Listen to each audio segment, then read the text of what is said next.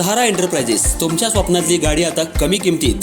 इचलकरंजी शहरालगत असलेल्या कबनूर चंदूर रोडवर कोन्नूर पार्कमधल्या सहारा एंटरप्राइजेस इथं पश्चिम महाराष्ट्रातली विविध बँका आणि फायनान्स कंपन्यांनी जप्त केलेल्या जुन्या दुचाकी आणि चारचाकी गाड्यांची विक्री केली जाते। शोरूम किमतीपेक्षा 25 ते 50% कमी दरात उत्तम स्थितीत आणि संपूर्ण कागदपत्रांसह त्वरित डिलिव्हरी।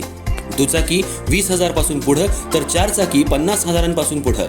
आपल्या पसंतीची कार किंवा बाईक आता अगदी परवडणाऱ्या दरात घेऊन जा।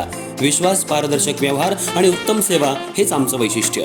पत्ता Konnur park, Kabnur Chandur road, Ichalkaranji. Proprietor Rajubhai Ajgar. संपर्क 80 55 81 09 10 आणि 98 60 78 57 86। सहारा एंटरप्राइजेस, दर्जा, विश्वास आणि बचत यांचं परिपूर्ण ठिकाण।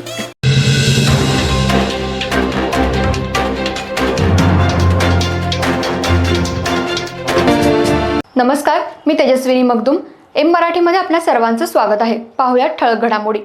इचलकरंजी शहरात काल रात्रीच्या सुमाराला सासऱ्यानं आपल्या मुलीसमोरच जावयाच्या डोक्यात कोयत्यानं जोरदार वार केल्याची घटना घडली।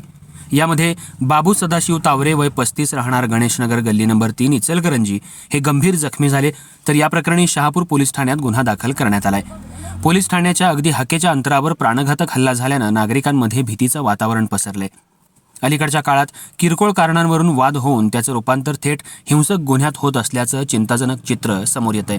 कौटुंबिक नातेसंबंधांमध्येही कायद्याचा धाक उरलेला नाही की काय अशी परिस्थिती निर्माण झाली आहे। काल रात्री घडलेल्या एका घटनेनं शहरात मात्र खळबळ उडवून दिली आहे। सासऱ्यानंच आपल्या जावयावर कोयत्यानं डोक्यात वार करून प्राणघातक हल्ला केल्याची धक्कादायक घटना शहापूर पोलीस ठाण्याच्या हाकेच्या अंतरावर घडली आहे। या घटनेत बाबू सदाशिव तावरे वय 35 राहणार गणेशनगर गल्ली नंबर 3 इचलकरंजी हे गंभीर जखमी झालेत।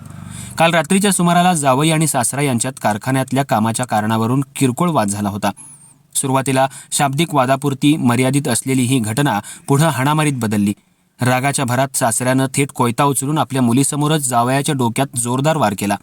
हल्ल्यानंतर रक्ताच्या थारोळ्यात पडलेल्या बाबू तावरे यांना नातेवाईकांनी तातडीनं उपचारासाठी इचलकरंजीतल्या आयजीएम रुग्णालयात दाखल केलं, मात्र डोक्याला बसलेला कोयत्याचा वार खोलवर असल्यानं त्यांची प्रकृती चिंताजनक बनली। त्यामुळे डॉक्टरांनी पुढील उपचारासाठी त्यांना कोल्हापूर इथल्या CPR रुग्णालयात हलवलं। या घटनेची नोंद शहापूर पोलीस ठाण्यात करण्यात आली असून पोलिसांनी पुढील तपास सुरू केलाय।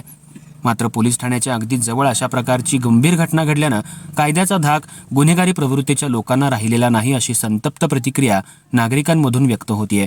शहरात दिवसेंदिवस वाढत चाललेल्या अशा हिंसक घटनांवर पोलिसांनी कठोर भूमिका घ्यावी, तसंच किरकोळ वादही गंभीर गुन्ह्यात रूपांतरित होऊ नयेत यासाठी प्रभावी प्रतिबंधात्मक उपाययोजना राबवाव्यात अशी मागणी शहरवासियांकडून जोर धरत आहे।